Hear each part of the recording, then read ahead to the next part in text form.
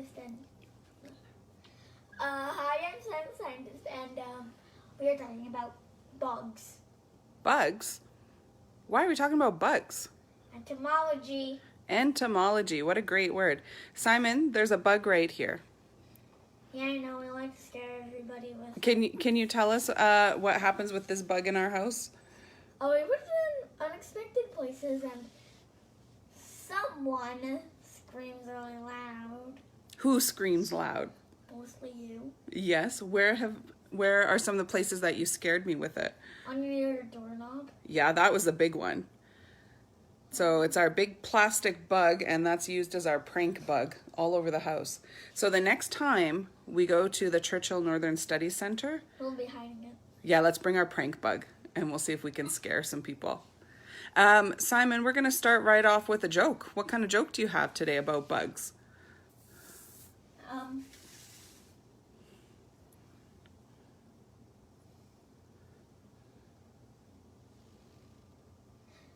What's the biggest type of moth? What is the biggest type of moth? I'm not sure. What is it? The man moth. Nice. Good one. All right, so... Then it'd be... Wait a minute, what's a moth? I forgot what a moth looks like. It would be a giant moth that also kind of looks like a big hairy elephant. That would be pretty cool. Let's just say big hairy moth. All right, sounds good. So we have some special guests with us today. Where are our guests from today? Churchill. Yeah. And what building? Do you remember the building we explored last week? CNSC. That's right. The Churchill Northern Studies Center. So we have a big hello. We have Erica and Ben with us, and we have Evan behind the scenes with us as well. All right. So hello, good morning. Hi everyone, welcome back to the Churchill Northern Studies Center. We're excited to have you back here today to talk not about the building this time, but actually about some more sciencey stuff. So today we're going to talk about bugs with our designated bug boy, Ben, who knows pretty much everything about bugs. So excited to learn from him. I'm definitely going to learn a lot today. I know Evan's going to learn a lot too. So I guess we'll jump right into it and take a look at some different types of insects and bugs and things like that. So pass it over to Ben. Sounds good. Thanks, Erica.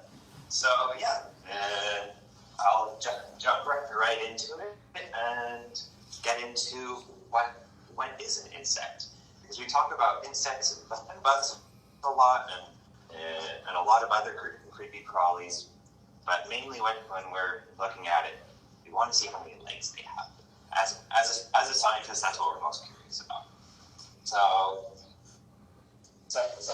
there's some creepy crawlies that have lots of legs, and they'll have hundreds, and they'll be like little crawling worms. But that's too many legs for insects. And there's things like crabs. They have 10 legs, but that's still a bit too many. And spiders, we're starting to get closer to the right size, and they look similar, but they have 8 legs. Usually the 2 going forward and the 2 going back. And on top of that, they have 2 main body segments. They have a head, and they have abdomen. A big butt. A really big butt.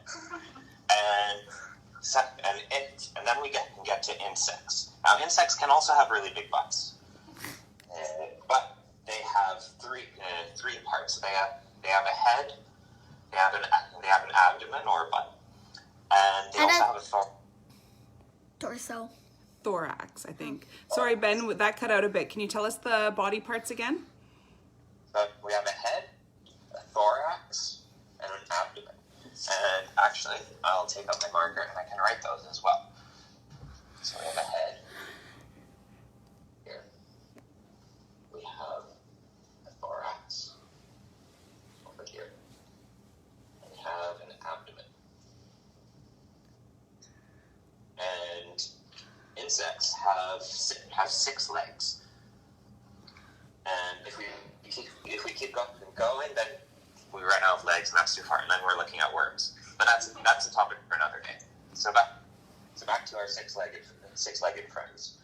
What makes an insect for a scientist is that it has those 6 legs, and that they're segmented legs. So all that means is that they can move, kind of like your wrist and your arm. It's not one piece.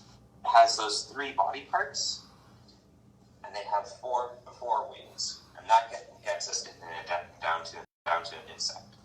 And if we want to look closer at what a leg is, this is approximately what it is. So it's similar to your own arm, where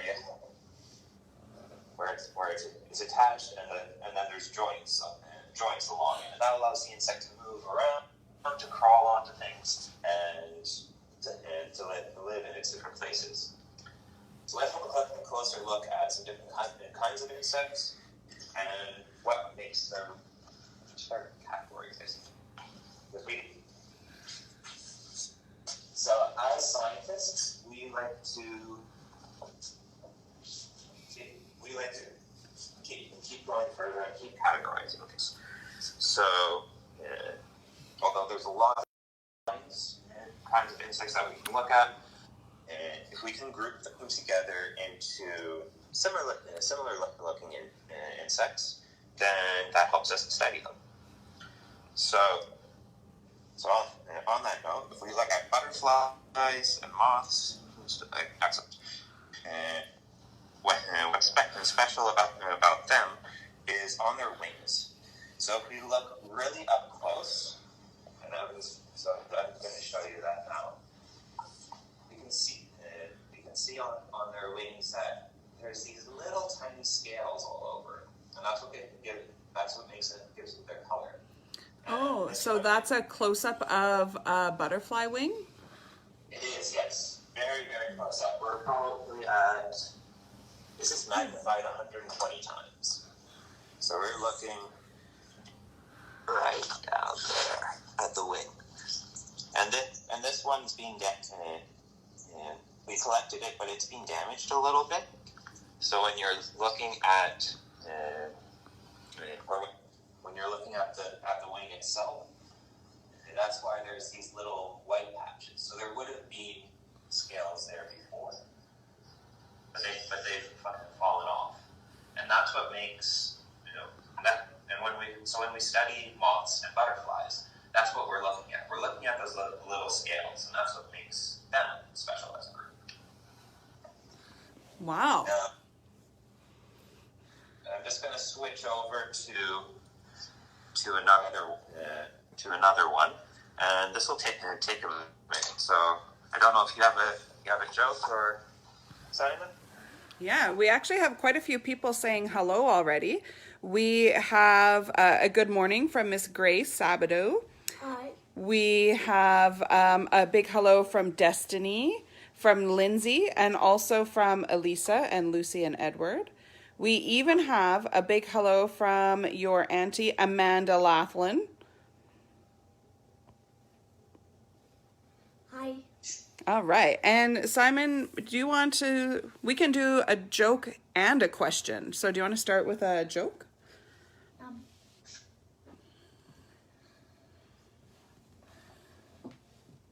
Knock, knock. Abby. Abby who? Abby stung me.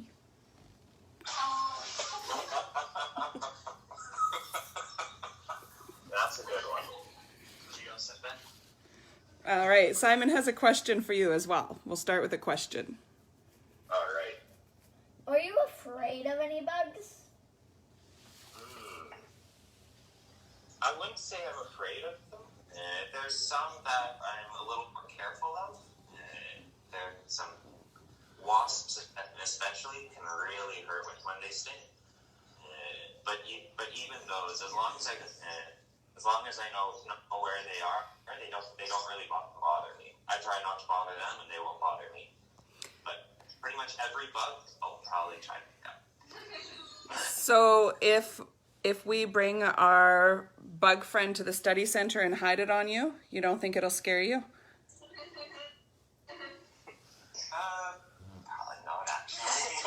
Okay, well, I think we'll take that as a challenge. A mouth. Hi, mouth. Okay, look at that. What have you got there under your I microscope? think it's a mouth. A mouth? A mouth. Okay. Or this is a dragonfly. Cool. And dragonflies, we put with Dragonfly. and what? Is that the dragonfly's head or butt? I can't tell. Is it head or butt? This is a head. Okay. So actually, I'll zoom.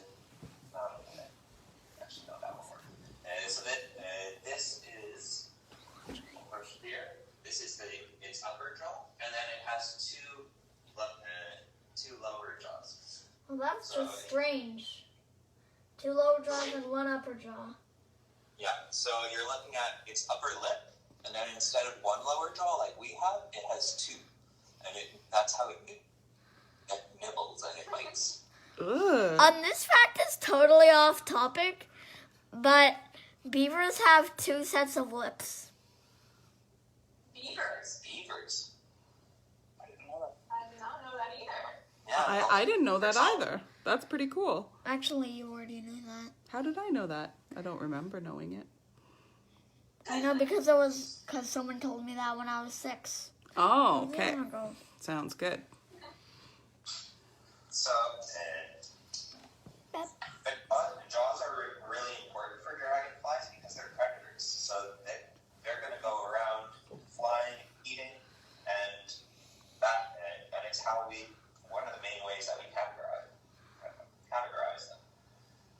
And right next to it, so I'm going to turn him a little bit, just to the side, and that's his eye.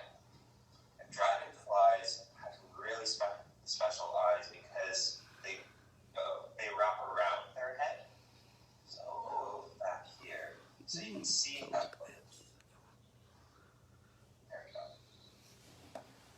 Oh, This, look at that. and this is an eye, and they go all the way to the top of the head, around front, and they curve around back too. So if they're sitting on top of a piece of grass, anything around them, if any other insect flies by, they can see it, and they'll jump up and they'll grab it with those strong jaws.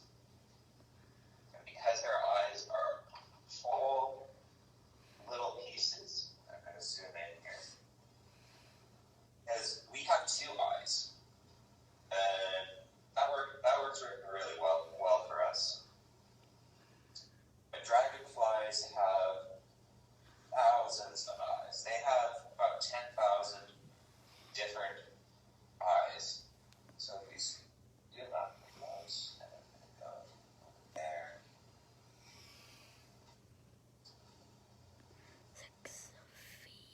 Oh, look at that. That's really up close. Is that still the eye? Is that still the eye?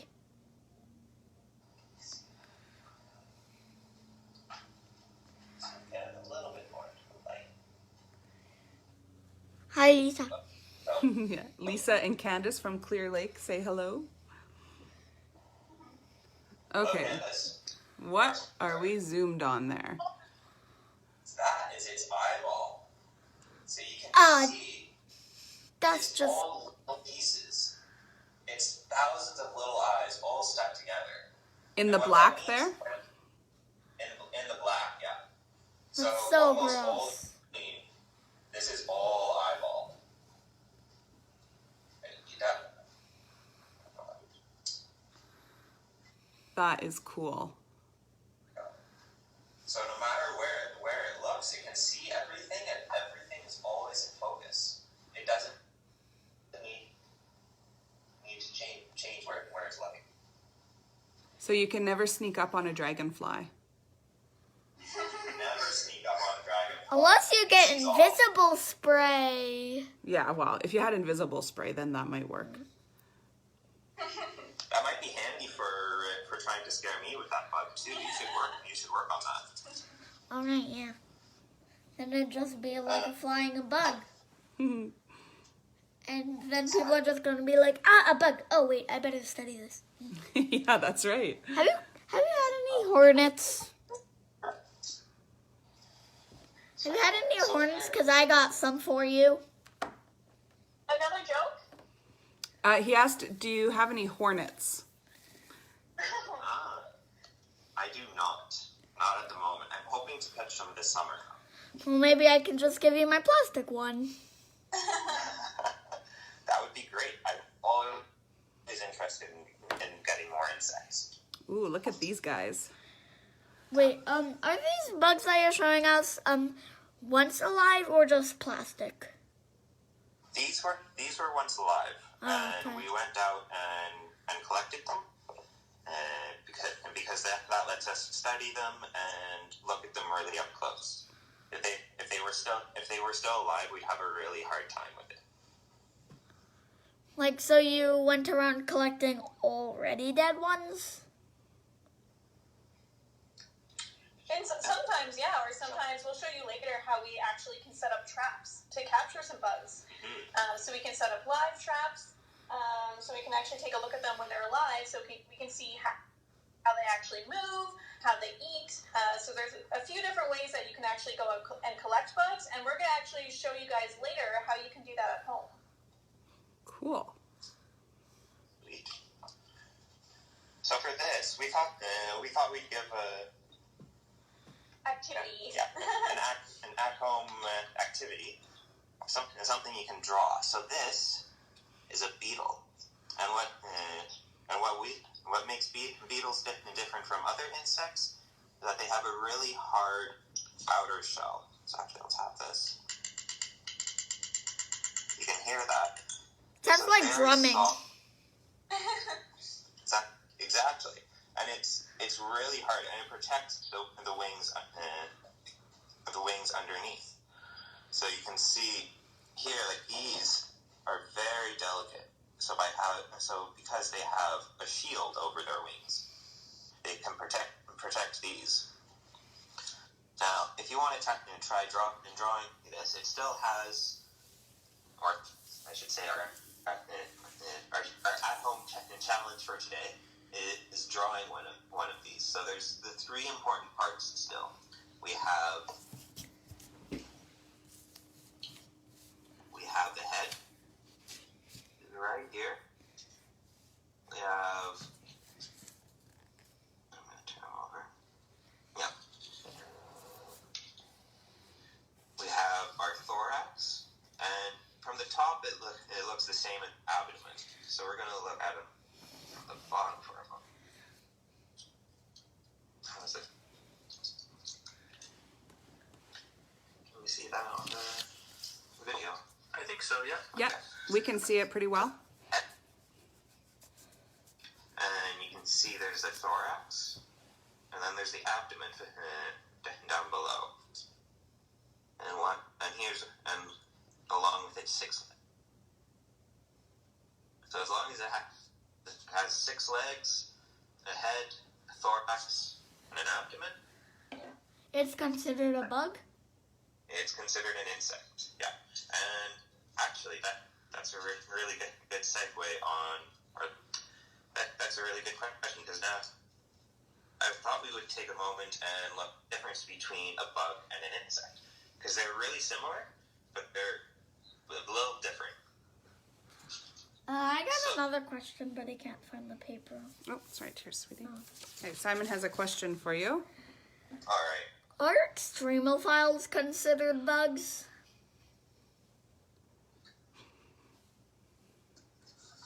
Did you say extremophiles? Yeah. That's a really good question. I don't know what that is. So, Well, I guess I've stumped you. Well, I guess I've completed the challenge. That's a good point too. So for the people that don't, so if you don't know, an extremophile It's something is that can something that can live in extreme conditions. Exactly. And there's this one extremophile, as a third grade, it can live in space with no food or water for up to 30 years. Whoa. That's awesome. But to answer your question, yes. So not all of them are extremophiles. Most of the ones we have here, and I'd say most insects aren't.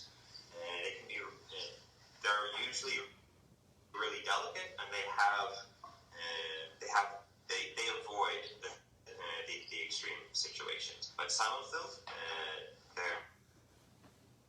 there's some really small beetles. They'll live in extreme cold. So that's what we have around here. So even they can survive minus 50, minus 80 degrees Celsius, which is really, really cold. And they'll freeze solid like a block of ice. And then when spring comes, they'll defrost and they'll just crawl away. That's pretty cool. Okay, so you were going to tell us the difference between a bug and an insect. Yes. So the main thing is that bugs are a type of insect.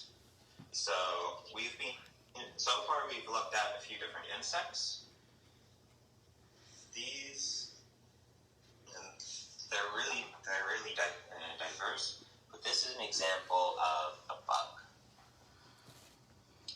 And I'm going to put it under the microscope because the main thing that makes a bug a true bug is that it has a straw for a mouth. They hold their wings differently too. So you can see there's a little bit of an X pattern on them. And what that's from is holding the wings overlapping each other. And if we flip them over, we're going to look. Oops. While we're setting up the microscope, Simon, do you have another joke for us? Yeah. Oh, sorry. There you go. What do frogs order at a restaurant? Oh, I know they like flies, but I don't know if they have flies on the menu at a restaurant. Maybe a bad restaurant. Maybe a bad restaurant, yeah. I don't know. French fries. French flies. Oh. Good one. I might have to see Simon. Right, so what are we looking at here? So what we're looking at here, A bug. this is a bug. And There. we're right.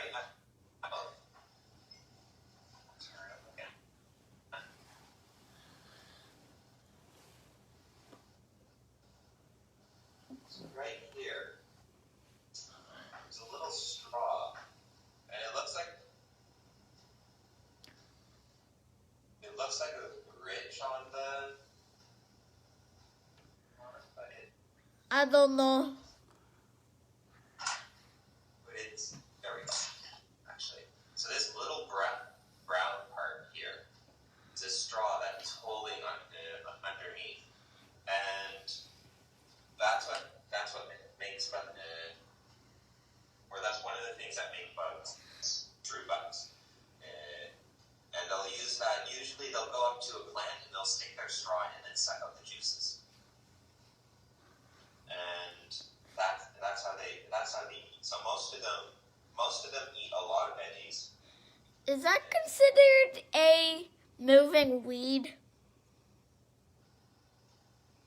A weed? How A so? moving weed.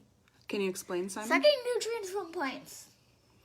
Oh, because we talked about our dandelions yesterday and how they can take away nutrients from other grasses and stuff. So right? are they either just considered bugs or moving weeds? Yeah, I think these guys would just be they'd be bugs because they're eating the plants, but they're taking the nutrients for themselves. They're not transferring them to another weed. They're eating them just like us eating a salad, I guess you could say. But the dragonfly that Ben showed earlier, who has the two lower jaws, obviously he doesn't eat plants. He has those jaws for a reason, and it's because he actually eats smaller bugs. Pretty cool. All right. Oh, and one last thing, so we can see on there, even though he's a bug, he's still an insect as well. He still has a head, still has the 6 legs, thorax, abdomen. So bugs are insects, but not all insects are bugs. Makes sense? Yeah. Yeah, that makes sense. So, then a butterfly has a straw for a mouth? Actually, it's their tongue. Their tongue is like a straw. So would they be considered a bug as well? They have, so that's a really good question. So butterflies do have the straws for mouths, but they're curly straws instead of straight straws. I don't. Yeah, I know what you mean. Yeah, they're also really delicate. So with butterflies, they'll have their mouth. They'll suck like a straw, but then when they're not using them, they curl up into a big coil by their mouths. And with bugs, it's a hard straw that goes more straight down. Cool. If that makes sense. Yeah. Makes sense, Good. Simon? That's a really good question. Yeah, if there's any other questions, I'm happy to answer those. All right. So we're going to encourage our audience to ask some questions too. So put in any questions that you have. Simon does have a question though. What's the weirdest bug? Oh, that's a really hard question. Bugs are super weird, as like all of them, and I chat to you all day about these, and we can look at each of these bugs and find something weird about them, and that's pretty much why I love them, because they're all very, very weird. Well, Simon has kind of a part 2 to that question. Okay. What's the weirdest bug adaptation? If animals and humans have adaptations, don't bugs? Well, I like the adaptation of having a straw for a mouth. That's a pretty cool one. Yeah. Bugs don't need any more plastic straws. Yeah. So what do you think is a weird bug adaptation? Okay. So for a weird bug adaptation, this, and I'm going to show it to you. This is a bug that lives in the water. So they have really fine hairs on their legs, and that lets them swim. Hang on, let's just focus on the bug for a second so we can see it better. Ooh. Yeah, got it. But they also have hairs underneath their wings, and what they use that for. Actually, I'll show you on the big one. You can see. There we go. So this is a similar species that's a lot bigger. So you can see there's a whole bunch of hairs under the wings, and what those are for is it stops water from getting in there. So you can't breathe underwater. But what they do instead is they have a little air bubble that they hold underneath there, and it works so well that they go up to the surface, they get an air bubble, and then they can swim under the water without having to come up for a breath. It's like a personal scuba tank. That's cool. So basically a miniature scuba diver. Yep, exactly. So I think that would be the coolest adaptation for me. That they can be a diver, and they can. And here's one. Here's another question. Which bug lives the most north? What bug? Can you say that again? Which bug lives the most north?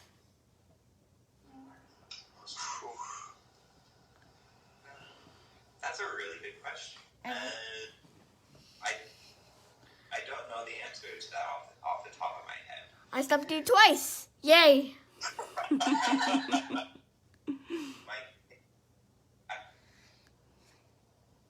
this would be a guess. There's a type of fly. It's called a finch, and they're really really small, and they live in ponds. I don't have one with me at the moment,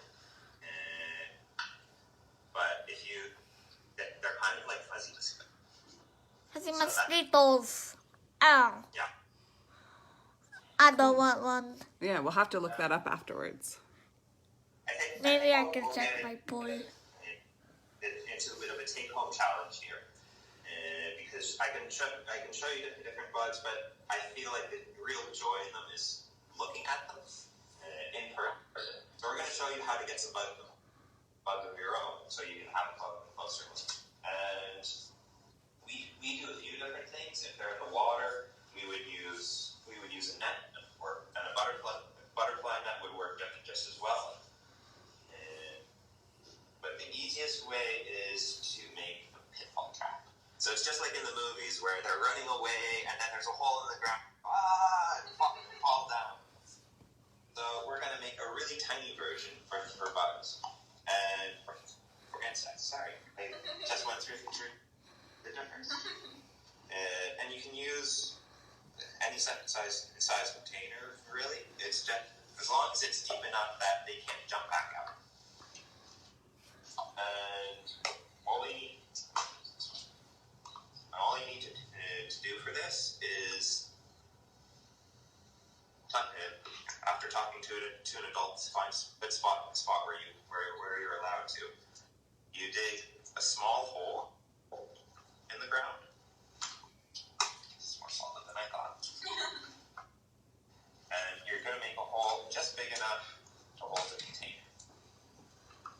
So you can also use a yogurt container, and if you're at home, you can just use a regular spoon to dig your hole to the right side. So it's definitely something that we do here as scientists, and we have some special equipment to do it, but you can also do this at home with things that you can find around your house, which is kind of the joys of it. It's very simple and really effective. This is how I started collecting insects when I was your age. 7? All you do is 7, 6, or 8? 7, 6, or 8? Sorry. You started collecting bugs like this when you were 7, 6, or 8? Probably around 10 or so. My mom wouldn't let me bring the creepy crawlies inside before that. It's like something insane. It's why it's important to get the adults in your life on board. Now I know what your next question probably is, Simon. How many creepy crawlies do you want to bring into our house? Probably a lot. I've had enough with plastic. Okay, let's check out that pitfall. All right. So all it's done is it's fairly level with the outside. So then it's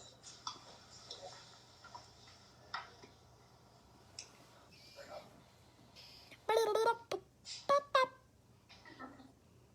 if there's an insect walking along, it can easily crawl in and fall, and then it'll just crawl along in the bottom.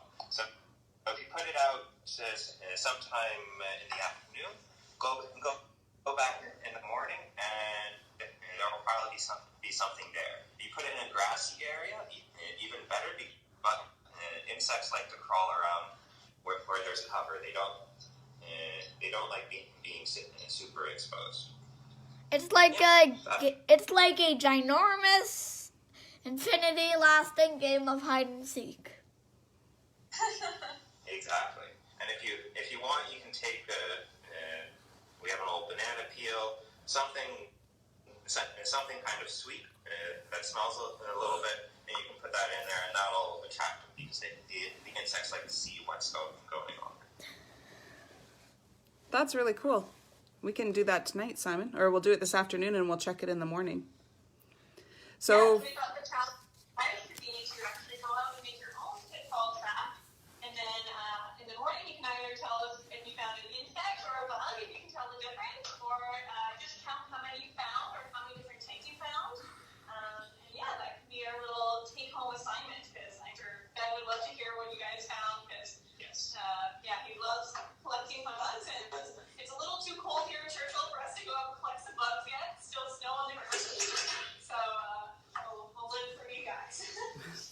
All right, so we have 2 challenges that you could participate in today. One would be to draw a bug or an insect and label it, and then the other would be to make the pitfall.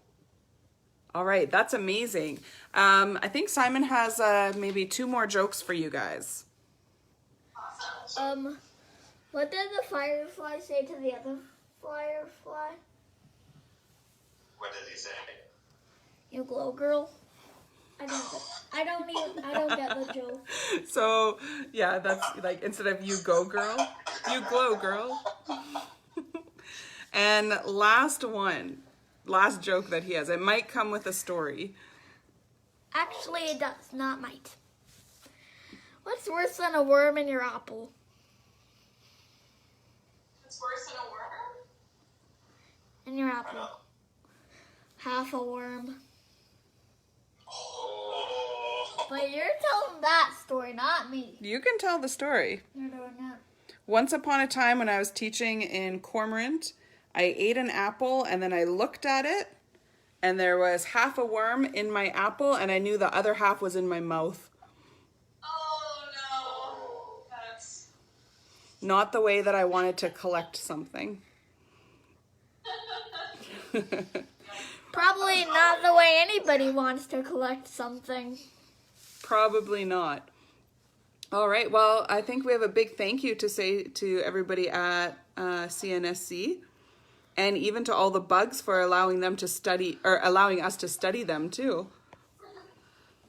Or thank you to the animals that already got them.